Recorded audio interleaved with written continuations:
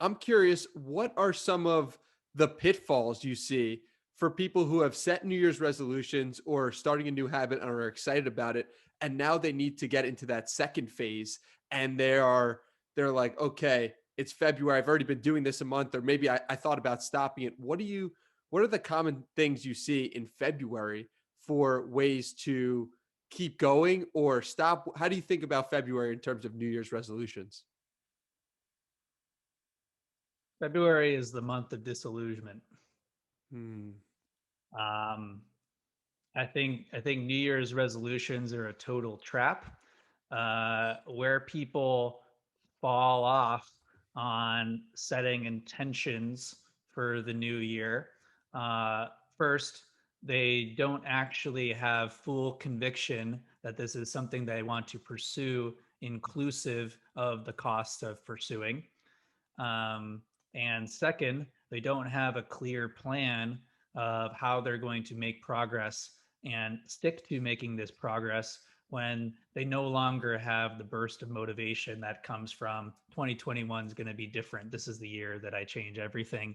That's why I say February is disillusionment, because it's the realization, oh, everything is not going to change overnight. It's going to be hard. There are going to be setbacks, um, and I'm not going to be able to do everything that I committed to. So I think this is a good opportunity to review those intentions that were made in the beginning of the year and say, what am I still committed to? And what am I willing to give up to follow through on these commitments? That often, in order to pick something up, to add a new habit, to add a new project, to accelerate progress in an area, requires deprioritizing something else, putting something else down. And so this is the classic trap that I see so often is I want to do everything that I'm doing right now, but a little bit more, a little bit faster. But no, I can't sacrifice everything. I have to move forward. I want more friends who I see more often. I want to double my follower count.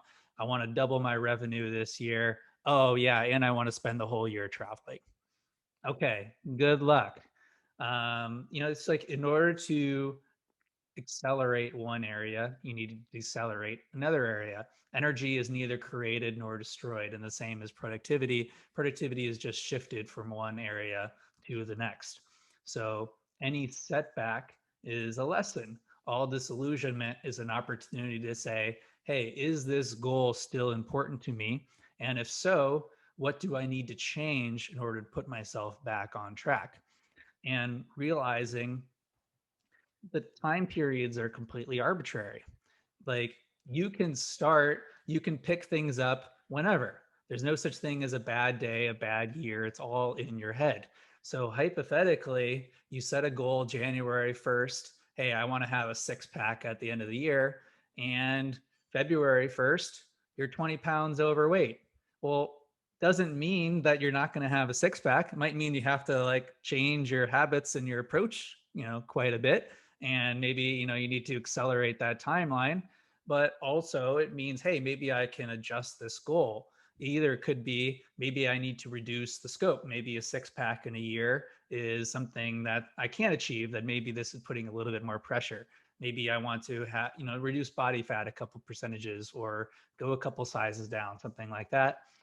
Or, or it could be, what was I trying to achieve with a six pack? Was that I wanted to be confident in my body? Was that I wanted to feel good? Is that I wanted to see if I was capable of doing something like that? Maybe there's another approach, another project that can be taken on that'd be a more direct path towards that outcome. And so that's why I say all these setbacks are opportunities to reflect. Is it still important? If so, what am I willing to give up in order to get it? I like how in that second question you're looking for the root of what is going on as opposed to addressing the symptom. And I think that's really important to think about. You said just now that time is arbitrary and we set time frames arbitrarily, and I totally agree. But you have said before in your eighth point in your advice column that you should commit to staying consistent with a new habit for 30 days before raising the bar. I'm curious how you came to that conclusion of 30 days and what why you picked 30 days specifically. Yeah. So the amount of time for a new habit to stick depends on the habit. I think a lot of this is a function of feedback loop. So the more often something is occurring, you can really compress that timeline. So for habits of thought, I think if it was given someone's full attention, you could install that habit in about a week with just some ongoing check-ins and maintenance. Whereas things that are a complete departure from our norm might take 60, 90 days, etc. And just to reiterate that the point from before is that all habits are contextual.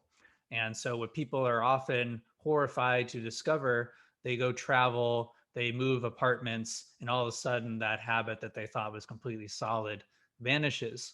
And that being consistent with your habit for on average 30 days is really only 10% of the way there. It's like you don't have a habit, is you have a habit when all these things are true, right? When you're in the same place at the same time with the same people, etc. So I say it's a minimum of 30 days because you need to stick with something for long enough in order to start to internalize the difference when the habit happens, when the habit doesn't happen. A lot of these things can be very subtle, especially in the beginning. Exercise, journaling, meditation.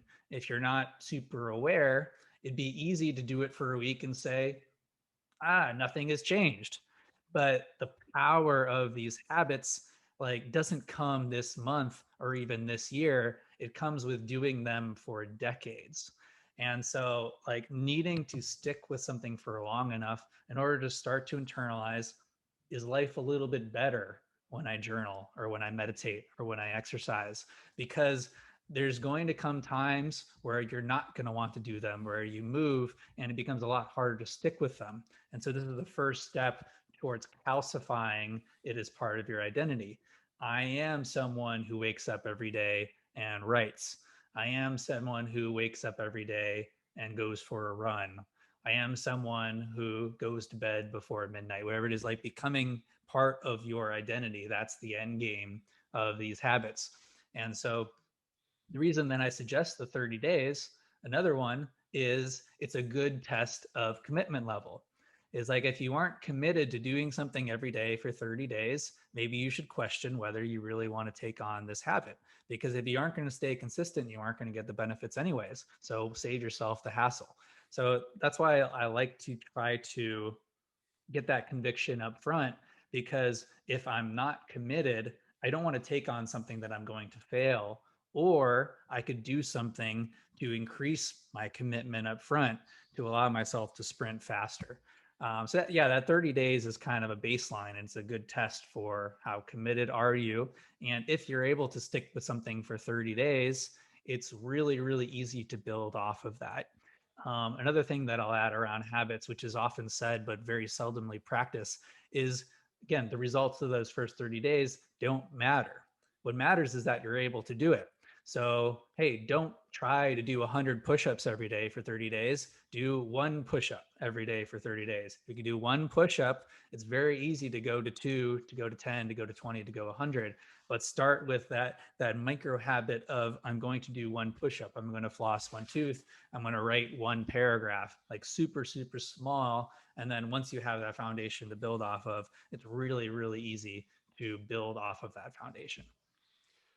I'm going to play devil's advocate here for a second on Good. that point. What happens, what the opposite situation, let's say, of doing 1 minute of meditation is doing, let's say, 30 minutes of meditation? And what if at the end of the 30 days, the person won't see enough of a benefit from the 1 minute of meditation? So they'll stop. Whereas if they chose to do it for 30 minutes a day, they would say, wow, this is really life changing. So, how do you think about that difference? I think you're completely right. And this is not a either or, this is a both and. And so I think meditation is an excellent example here. And it's why I encourage anyone who is getting into meditation to do some form of intensive retreat.